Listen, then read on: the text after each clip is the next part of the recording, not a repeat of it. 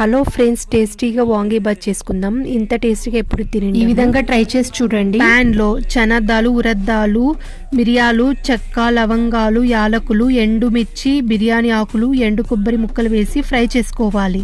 ఇప్పుడు కరివేపాకు వేసి ఫ్రై చేసుకుందాం. క్యూమిన్ సీడ్స్ వేసుకుందాం.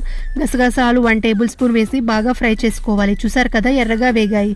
మిక్సీలోకి ట్రాన్స్ఫర్ చేసుకొని 1 టేబుల్ స్పూన్ ధనియాల పౌడర్ వేసుకొని మెత్తని పౌడర్లా చేసుకోవాలి. వాంగీబాత్ వంకాయలు కట్ చేసుకొని వాటర్లోకి వేసుకోవాలి. సేమ్ ప్యాన్ లోనే ఆయిల్, చనద్దాలు, ఉరద్దాలు, మస్టర్డ్ సీడ్స్, జీరా వేసి ఎర్రగా ఫ్రై చేసుకోవాలి.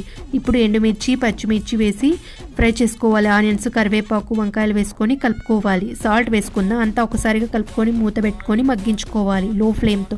అప్పుడప్పుడు కలుపుకుంటూ ఉండాలి. ఇప్పుడు turmeric powder, red chilli powder, grind చేసి పెట్టుకున్న పౌడర్ ఇందులో వేసుకొని కలుపుకోవాలి. 2 మినిట్స్ ఫ్రై చేశాక లాస్ట్లో కొత్తిమీర వేసుకొని ముందుగా వేసుకున్న రైస్లోకి గొజ్జు వేసుకొని కలుపుకోవాలి.